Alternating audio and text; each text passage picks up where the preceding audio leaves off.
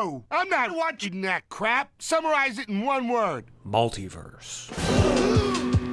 Futurama has a bunch of universes, and some episodes take place in different ones. We know about some of them, Alpha, Gamma, Simulu, but not all of them. We're going to find all of them and connect each episode accordingly. Sorry, that was more than one word. And I have a lot more, so get out your Thompson's teeth. The only teeth strong enough to eat other teeth. We have a lot to chew through. We'll start by tracking down differences throughout the series. Patterns within that discontinuity will eventually help us identify smaller universe groups, but keep in mind this process of elimination will raise more questions before it gives us answers. I'll do my best to show my work so it isn't just some Pepe Sylvia style rant about Sal or something unhinged like that. Of course, making an evidence board to categorize the anomalies is a good idea. It doesn't have to turn into some tangled web of nonsense and red string. Grouping episodes and establishing connections will help keep track of some of these moving parts. For an example of what I'm talking about, let's start with something we've already established: Nibbler's exit from Universe Gamma in Bender's Big Score. Nibbler is physically present in 11 episodes after this happens. He's also somewhere, and I Know What You Did Last Xmas, but we only see his stalking. Based on the rules we're building, these shouldn't be Gamma episodes, but unfortunately that's about all we can glean from this limited information. It doesn't tell us what universe these episodes take place in, just that it isn't Gamma. However, it doesn't even necessarily tell us that. Nibbler isn't our only reference point, so we need to compare and contrast these anomalies throughout the entire series before throwing hard labels on episodes. Because the other piece of information we already know about Universe Gamma appears to conflict with this Nibbler theory. At least it does in All the President's Heads, the only episode outside of Bender's Big Score to acknowledge the existence of the other Fry. Hi, Loris. Fry. Whatever. This should clash with our previously established rule regarding Nibbler, but there's actually a fascinating reason why it doesn't. But for this to make any sense, I need to be very clear about some of the terminology I'm going to be using throughout this video. See, the terms timeline and universe are often used interchangeably. I'm sure I've done it myself in previous videos, but for the context of this video, we need to make a distinction between the two. Because Futurama contains differences not only within the timelines themselves, but also the very rules that control those timelines. There are episodes that establish the timeline can't change, but there are also episodes where it in fact does. No amount of infinitely branching timelines can produce a version that is inalterable, hence the distinction.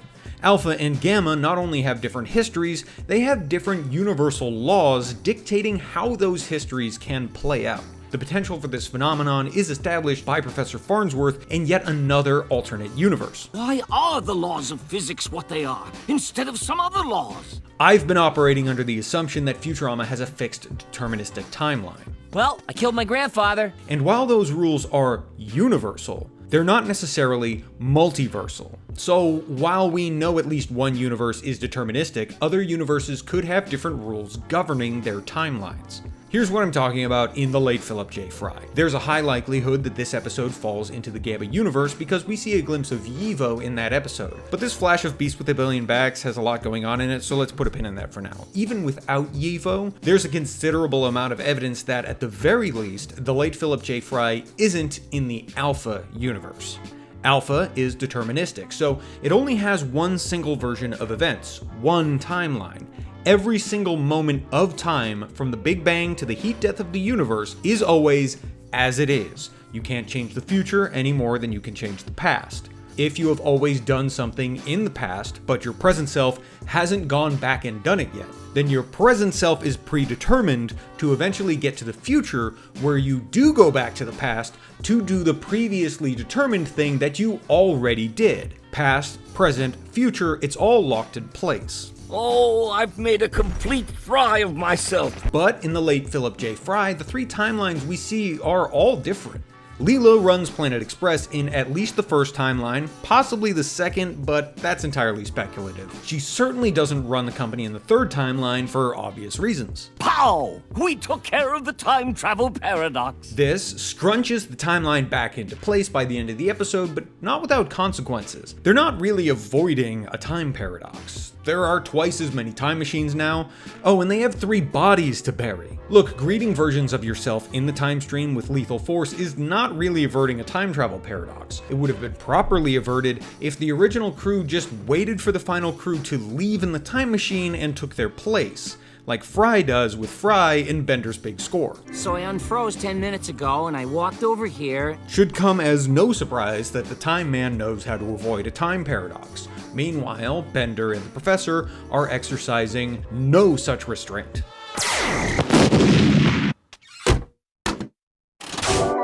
Now, to be abundantly clear, uncritical support for killing Hitler. But like Inglourious Bastards, this is a version of history that, unfortunately, we'll never see. It's an alternate timeline, because this isn't something that the Professor had always done in the past. Everyone's always in favor of saving Hitler's brain, but when you put it in the body of a great white shark, ooh, suddenly you've gone too far. And regardless, he hits Eleanor Roosevelt instead the second time around. These events aren't fixed is the larger point, and if you don't think these changes can have drastic effects, then I ask you, who is this? Now, the original version of this scene does of course include Wernstrom, but this is some strange wrongstrom. Not only is his color palette different, Blech! Is that pink nail polish? but he's also missing his signature ponytail. Regardless of who he is, he's as different as these three timelines we see in the episode. See, the problem is, things are going to get confusing enough without also having to try to simultaneously track the number of gamma timelines that appear throughout the series. There are far too many in Bender's Big Score alone to do this effectively. So to keep it simple for now, let's think of it this way.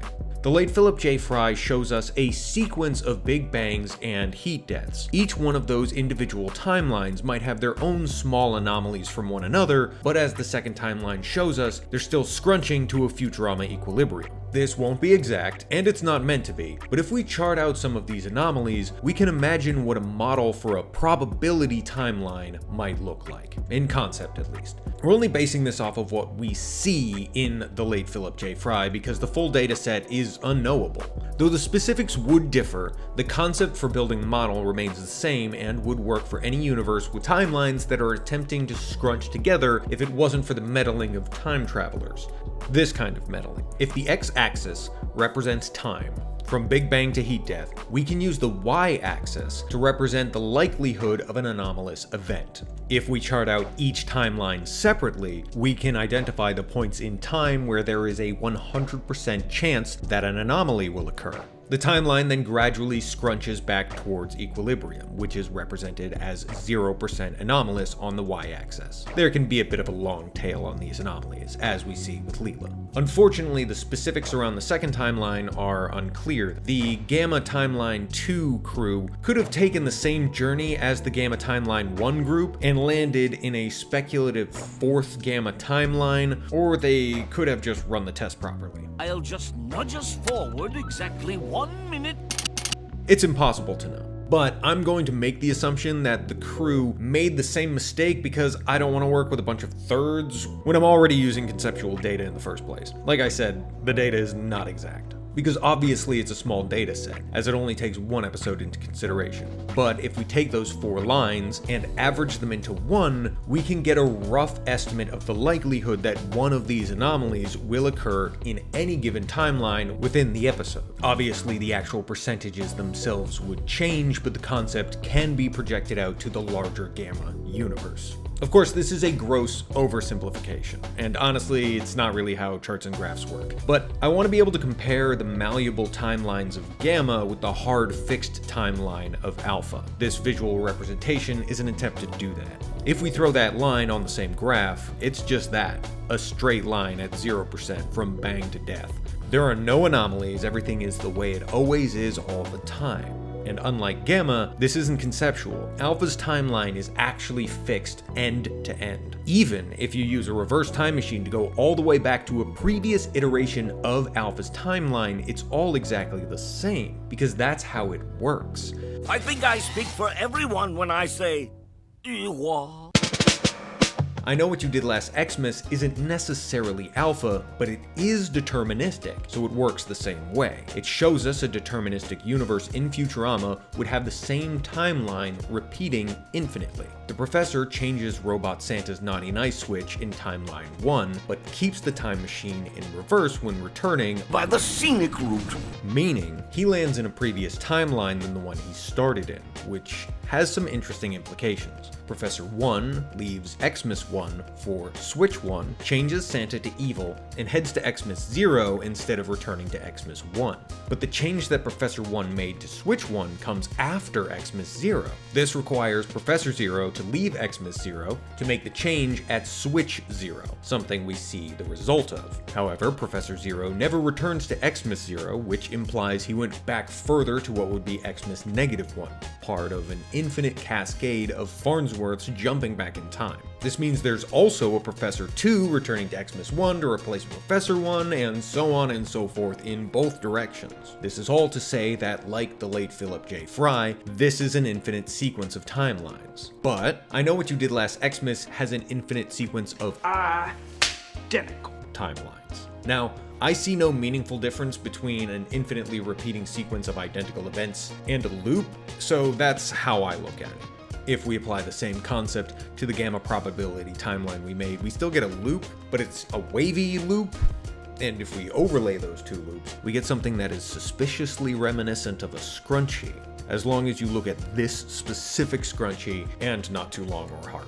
Stylistic flair aside, the changes are straightforward enough in an episode like the late Philip J. Fry because This time machine only goes forward in time. But other time travel episodes raise all kinds of questions and all kinds of speculation that I'm not going to get into. For example, while Bender is plundering the past throughout his big score, we see him do things that he may have always been responsible for, like flying the saucers that destroy old New York when Fry is frozen, but he also does things we know he didn't do the first time around, like prevent the Mona Lisa from being finished and fuck up the recount of Bush v. Gore. Obviously, Da Vinci finished his famous painting, and we all know about the Brooks Brothers riot, right? Despite these changes Bender is apparently making to the past, the present seems unaffected by them.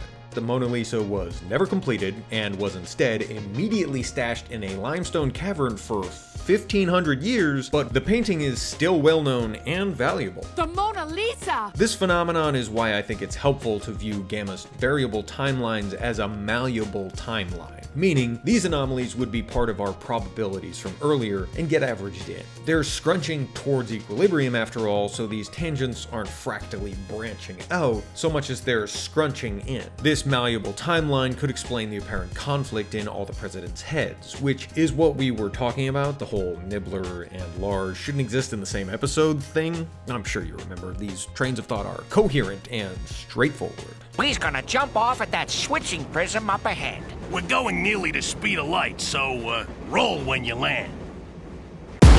See, there's a very important detail about Nibbler's single scene in that episode, because the only time we see Nibbler is after history has been so drastically changed that the United States of America never existed in the first place. It was April 2025 as of writing this, August 2025 as of recording the voiceover. Every joke has already been made. He struck a chord with the voters when he pledged to go on a killing spree. Point is, if the timeline is more malleable, and history was changed in 1776, then the events in a British big score played out a bit differently than the original Gamma version we've seen. In fact, we know at least some of the artifacts Bender was stealing from the past included things from the United States. Plus the Colonel's secret recipe, chicken grease soap. We know these parts would be different, and it's possible other differences include Nibbler's exit from the universe, which would explain why we only see him during the British scenes of an episode he shouldn't otherwise be in. Of course, this would be assuming that Nibbler's presence somewhere is some sort of indicator of the show's deeper lore, which is an assumption, but it's not a bad one. I.C.Wiener.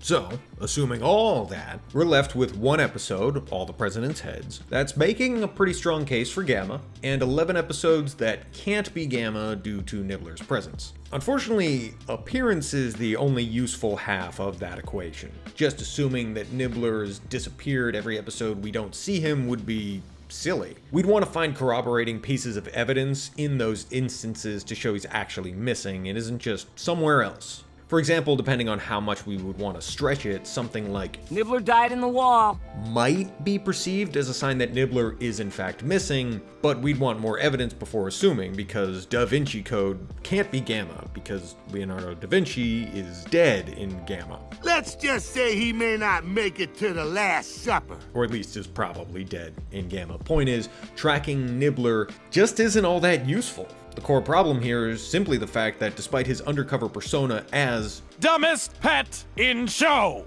Nibbler is actually an ancient and incredibly intelligent alien that can absolutely fend for himself.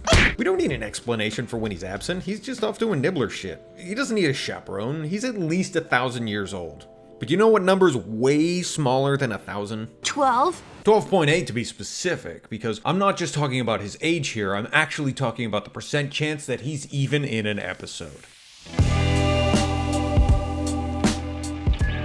Cubert was introduced in episode 23, meaning it's possible for him to appear in 125 of the 148 total episodes. We got their numbers? He's in 16! That's 12.8%. I get that he's a secondary character, but a random reoccurring character like Sal, let's say, is in 38 of the total 128 episodes. That's 26%. That's over a quarter. Calm down, Leela. You can vent tonight on your blog. So the question is, where the hell is Cubert? Literally 87.2% of the time. Okay, well obviously the answer's boarding school, right? You sure about that? I mean, it's supposed to be. In The Root of All Evil, it is established that Cubert attends boarding school when he and Dwight are suspended from said school. It's safe to assume that when we don't see the kids, they're off at that Wozniak Nerd Academy. And when we do see them, they're probably home on holiday or some other sort of break. Meaning, if we see Dwight home from school, we should be seeing Cubert too, right? Obviously, the reverse isn't really an issue because it's easy to imagine Dwight off with La Barbara, but in episodes that only feature Dwight, who's looking after Cubert? I know he's pretty smart, but Cubert is still a dumb kid. Leela, help me apply these flame decals I got in my cereal. They'll make the ship go faster. Somebody needs to be keeping an eye on this little shit. Maybe we should start a fire. But the professor is his only legal guardian, unless you count Zoidberg. Father man away. Either way, they're mathematically not around. And it's not like there's a deep bench of family members to keep an eye on him. Fry is his only living relative, and his dead relatives are from an entirely different universe. Because Near Death Wish is probably the best example of what I'm talking about. Does that rule apply to Clippy winners? That's Philip J. Fry. As this robot is clearly aware, the Clippy Awards are kind of a big deal. Attending the event, we see Dwight and his family seated at the table with Fry, who is vocally upset that his family is not doing the same. Man, you're so lucky to have your family here. The stupid professor didn't even show up for me. I feel like it's almost too obvious to point out that Cubert is completely missing here, both physically but also conceptually. Dwight is home, working what is presumably some sort of summer job, so where is Cubert? He doesn't have to attend the Clippy Awards, but if Fry is so bent out of shape about his family missing the event, why doesn't he even have a seat saved for Cubert? Oh, I wish I had more living relatives. Grandmotherfucker, you do! You have another nephew! And speaking of which, when they resurrect Gam Gam and Shabadoo, no one thinks to introduce them to their actual grandson, Cubert? As I've said before, we shouldn't just assume a character doesn't exist because we don't see them, but this is a bit different, right? Near Death Wish is almost entirely dedicated to the Farnsworths, and yet, the family's sole heir is completely missing from the episode. Can't prove it, obviously, but I think the Cubert in this universe is still floating in his tube under the floor of the professor's lab. It wouldn't be the first time he forgot about this cloning project. I left him in his first tube too long. It's either that or Cubert just doesn't exist, which might be the more humane option, honestly. Regardless, it appears to be a universe where he's not around. We see more explicit examples of this elsewhere in the series. The Futurama Holiday Spectacular is one of those instances. We'll figure out what's going on with the Gunderson's nuts connection down the line, but we do know these are independent universes because everyone keeps dying. You know, Santa may have killed Scruffy, but he makes a good point. Cubert doesn't appear in any of the vignettes, but the first two happen in a workplace context, so that could explain his absence. Nothing can explain why he isn't with his entire family at his best friend's house to celebrate Kwanzaa. Even Zoidberg was invited.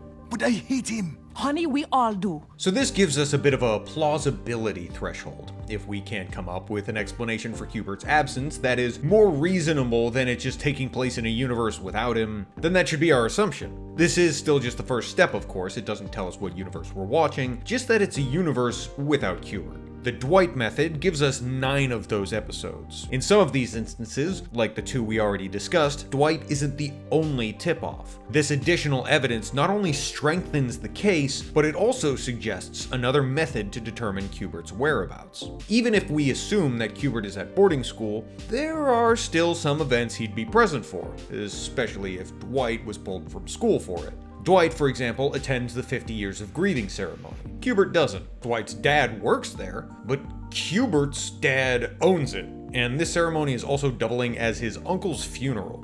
Cubert's attendance rate at formal gatherings is very spotty. He's nowhere to be seen at Bender's funeral in 40% Leadbelly. It turns out to be a duplicate of Bender, sure, but people don't know that at the time. And while it's not really a funeral in the tip of the Zoidberg, Commence mercy killing in 3, 2, yep. like at all, there is still a shocking lack of discussion about the fact that they're about to send another kid to the already overburdened orphanarium. Sometimes you gotta choose between eating and reading, so they ate the books. But more than these spotty funerals, there are the weddings. Do you know how many episodes feature just Leela's weddings? Was your guess 6? Well, it's more like 6-ish, because I don't know how you count this.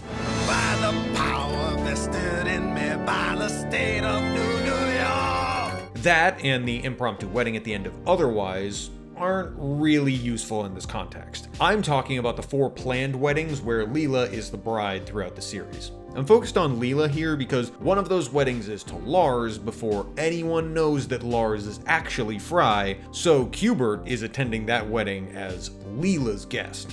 That suggests that we should expect Cubert at the rest of these weddings too, right? Well, except for A Bicyclops Built for Two, of course, which takes place before A Clone of My Own, so we know that Cubert is still in that too. Which is also, I guess, where I'm suggesting that he is for most of these other weddings. I understand why he's not at the surprise marriage to the robot devil, of course. You can't bring a kid to the opera. That's how you make your kid a Batman.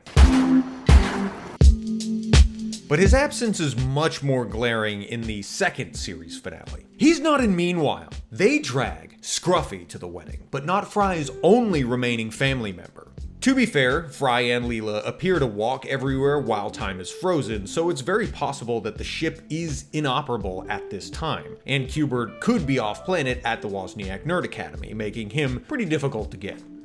But it's much more likely that he'd be in the park with Dwight getting attacked by an owl. At least that's where he is in the Impossible stream, which, as we discussed in part 1, has to be a different universe from Meanwhile. Based on our methodology and the scrunchy theory, this is our best guess to where Cubert would be if he were around, which does make him very retrievable for the wedding. They went all the way to the sewers for Leela's family. I think they can go to the park for Fry's. The last wedding on our list also messes with time, but now instead of freezing, it's slipping. It feels like a surprise wedding to the viewer. Man and wife. Well, the participants too, I guess. But remember, everything happens normally during the skipped time. The wedding is in a church, of course, and everyone is well dressed. There are flowers. This is planned. And I think it's reasonable to expect Cubert to be here, but there's no sign of it. Cubert or not, Alpha is definitely out of the question, because these skips have a tangible effect on the timeline. But this is going to be kind of hard to explain without clearly differentiating the autopilot time skip versions of the character with the standard speed versions we see, and those are kind of mouthfuls. So I don't know how innies and outies work, because I don't watch Severance, but I'm gonna borrow that terminology for this. In this case, if the time skip versions are the innies don't have continuous memories. Innie Leela chose to marry Innie Fry because he moved the stars themselves to write her a love note in the sky. However, as soon as time returns to normal speed, Outie Leela forgets that happened. And when time skips again almost immediately, it's Innie Leela, the one who should know about the message in the sky, who jams the bouquet into Fry's mouth. Any versions of characters inherit not only the Outies' memories, but their amnesia as well. You may well suffer an attack of explosive amnesia. Any Leela takes autopilot actions based on that new memory set, ultimately ending the marriage in divorce. Divorce is final. Once again, I don't know if this is how it works in Severance, I just wanted to use the terms.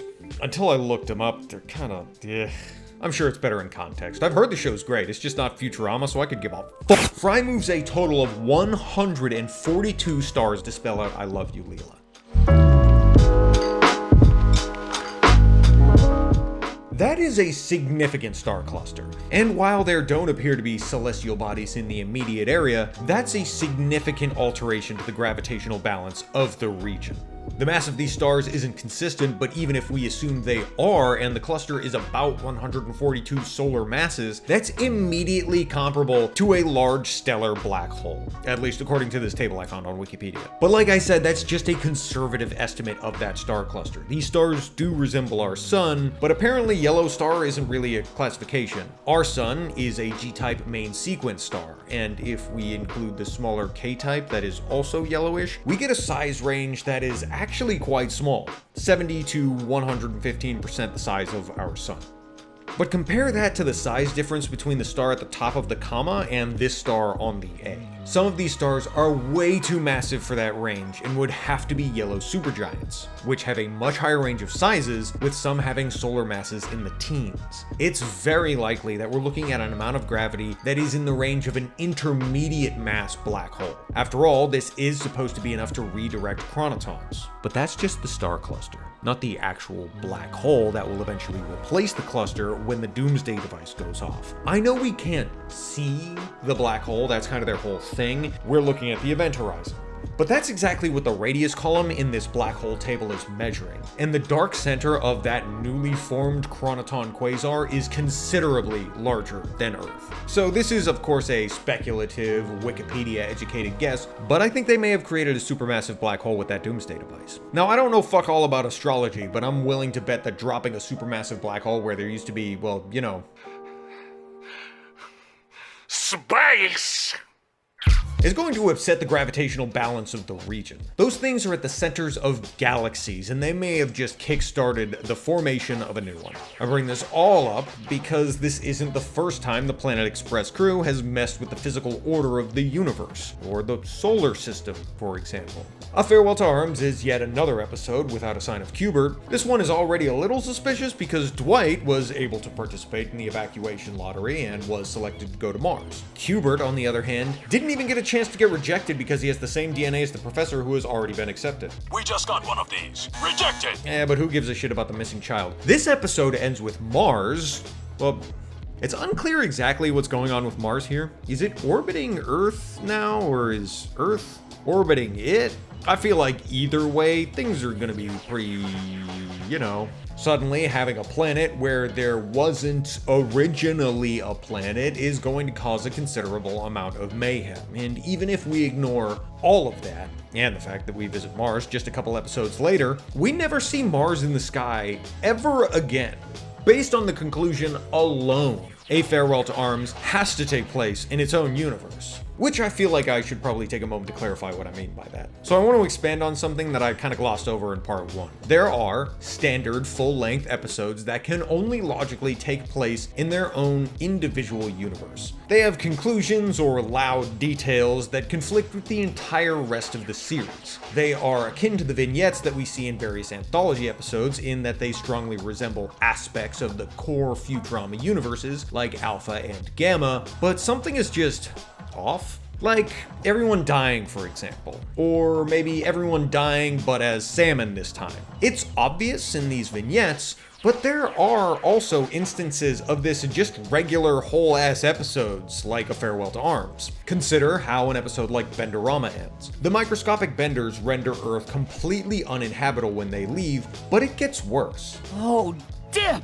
This episode concept is based off of the gray goo scenario. Basically, those benders are going to spread throughout the entire universe until they've consumed literally everything. There isn't a single episode that could take place in the same universe after Benderama. These episodes have that in common with a lot of anthology vignettes, which is why I'll be referring to these as Tales of Interest! or toys for short. Ironically, the original vignettes that we see that are labeled Tales of Interest aren't actually alternate universes because they're just playing in the What If machine, though technically they're playing in the What If machine's playback of It's what things would be like if I'd invented the thing longer. which I guess you could argue is a simulation of sorts. I mean, either way, in an infinite multiverse, all those what if scenarios would technically be inevitable. Sorry, that's hair splitting we'll have to do another time because I'm just using the term toys here because it's short and easy to say. All of that said, I only want to use this toy label as a last resort. Just because an episode has some sort of wild anomaly doesn't mean it has to exist in its own universe. It's the most plausible explanation in some cases like A Farewell to Arms and Benderama, but earlier episodes could be connected to later ones with very firm conclusions.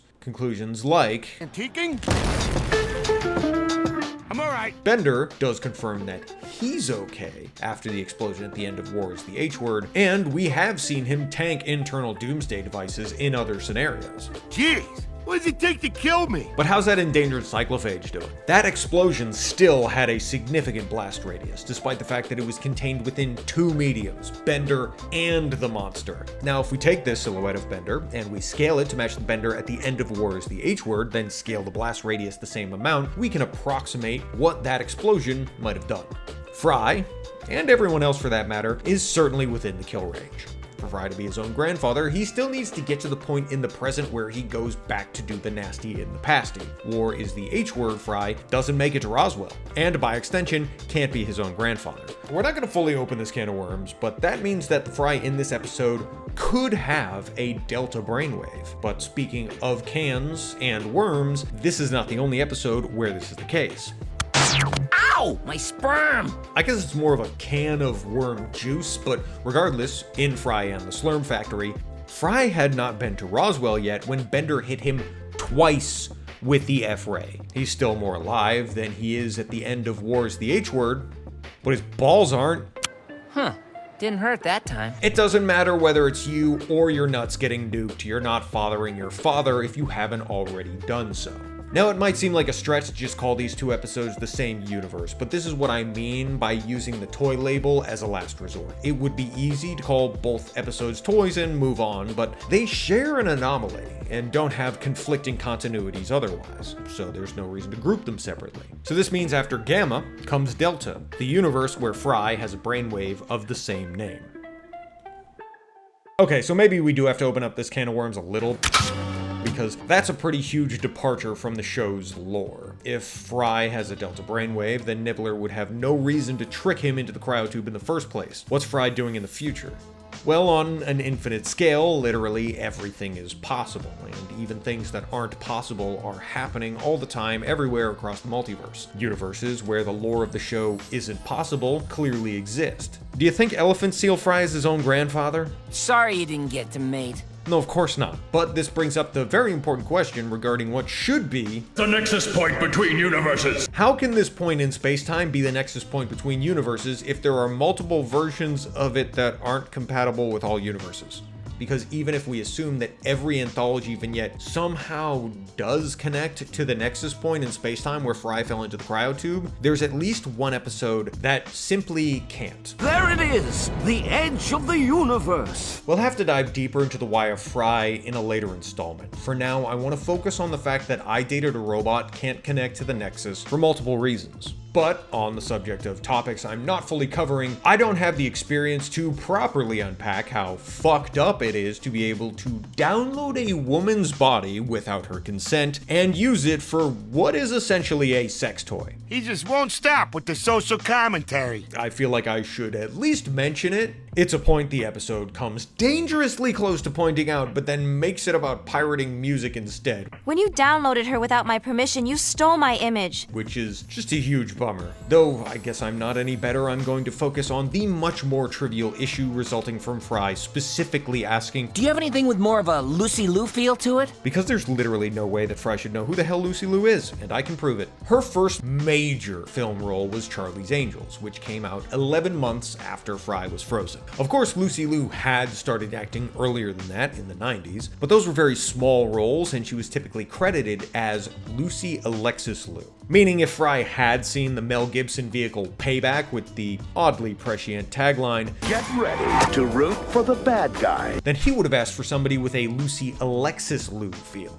To be fair, her career did start taking off in 1998 with a recurring role on a TV show. And it was a big break. She got nominated for an Emmy, and it launched her career into films. If it was so big and ran for 2 years while Fry was still around, then how can I possibly know Fry hasn't seen the show? He's a deadbeat slacker who loves TV. I learned how to handle delicate social situations from a little show called Three's Company. He's watched plenty of popular and probably even obscure shows throughout the 90s. Now for some good old 20th century TV. But I'm also sure that this is not one of those shows. I don't know. That's a chick show. And to be clear, I'm not extrapolating and saying that Lucy Liu was on a chick show and Fry hasn't seen it. I'm saying that she was on the chick show he is talking about not watching. Single female lawyer! More accurately, Ally McBeal, which is what Single Female Lawyer is parodying. Surely you know McNeil.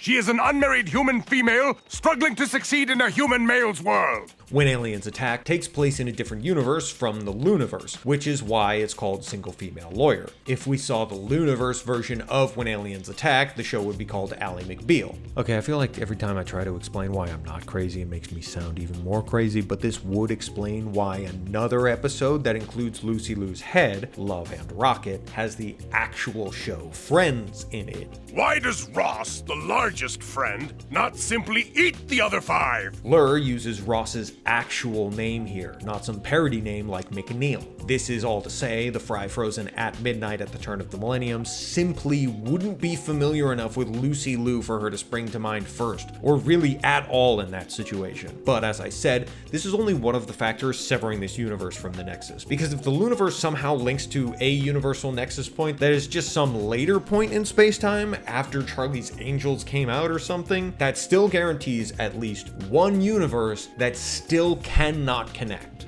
So there's an infinite number of parallel universes? No, just the 2. By definition, parallel universes can never intersect. If either of these universes are connected to some sort of nexus point, it cannot be in connection to its parallel partner. At the very least, this is more evidence that multiple nexus points exist, but it also suggests that there are episodes that are disconnected from nexus points entirely. We're going to get deeper into these structures and the map itself in the next video. The main point here is the origin stories for characters sometimes differ. Fortunately, while the anomalies around Bender are a little bit complicated, they're not going to change the structure of the universe. I hacked myself inside out, and now the entire universe is my processor. But there are quite a few pieces of Bender's history that just don't seem to add up. Daddy!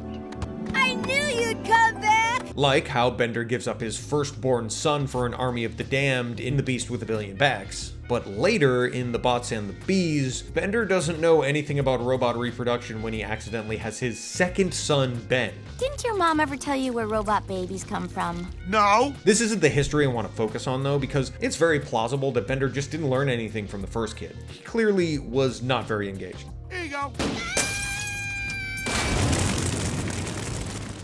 Wow, no backsies. Because much like his best friend Fry, Bender's origin can differ slightly from universe to universe. I keep telling you we didn't grow up together. He's definitely from Mexico, but some of the other details seem to fluctuate. When he's built in a mom factory, that factory is in Tijuana. But in the One Amigo, the specifics are fuzzier. The city isn't mentioned, and instead they go to a hidden village where his family is from. But even when he is built in Tijuana, the specifics can change. There's the obvious size disparity between the two Benders in Bendless Love and Lethal Inspection, but that's not the only size disparity in this scene. You're only 4 years old? Precocious little scamp, ain't I? We've seen throughout the series that the year of the show loosely lines up with the year of the air date plus about 1,000. Meaning, Bender was born in 2997, or close to it. The first time we see Hermes is January 3000, and he looks like this. There is simply no way he looked like this 3 years prior. 2980?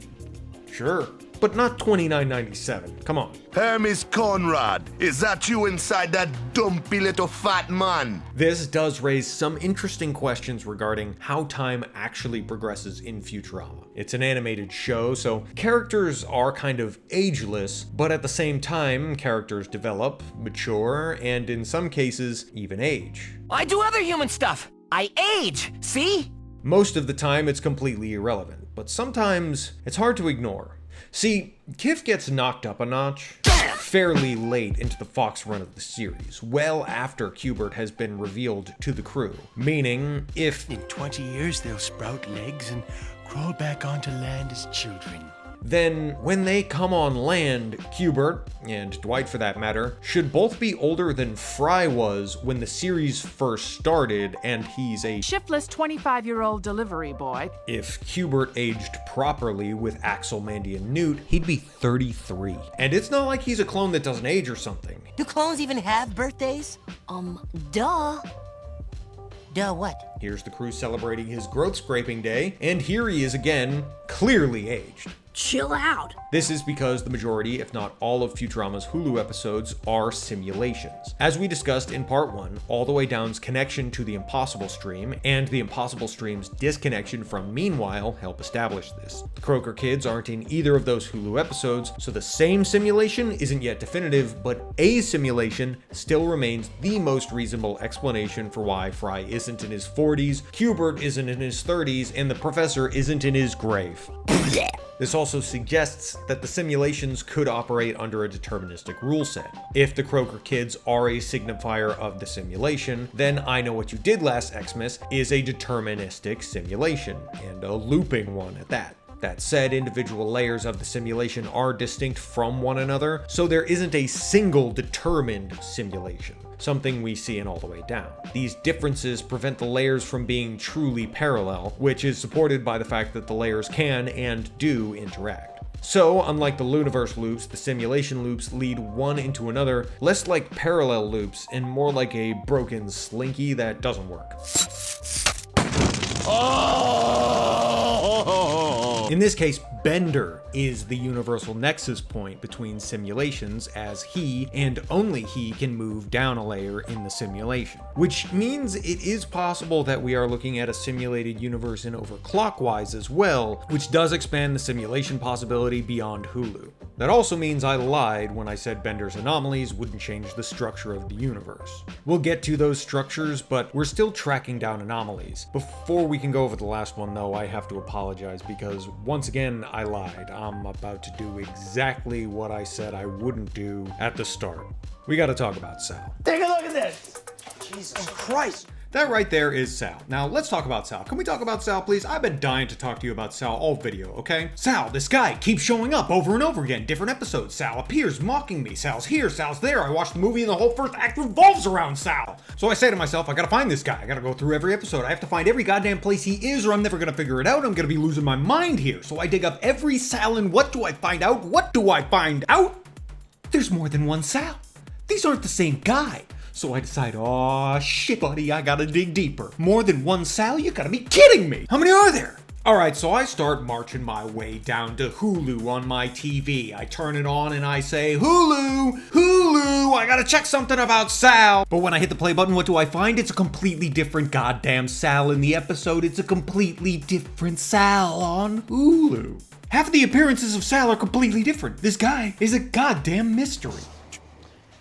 Okay, Charlie, I'm gonna have to stop you right there. Okay, so I have more. pages more. More about Sal, Mom and the Professor, whether or not Earth is unified, Star Trek, Elzars. We have a lot more anomalies to track down, but this has started to get messy. So in the next video, I'll start to map out the structure of some of these universes we've started to identify so that we can sort new anomalies properly. I've also devised a system to provide each episode a multiverse coordinate. This will also allow us to identify unobserved episodes like Alpha's version of Bender's Big Score. But none of that will make any fucking sense right now, and will take too long because the new season drops tomorrow and I want this video to release before that happens. Now that it's here, I might try to do shorter form topics I've wanted to explore, like what does Slurm taste like? Bottom line is part 3 is coming, but there will be other shorter videos between now and when that happens. So if you've been hoping this channel posts more often, good news, everyone! Anyway, thanks for watching, bye!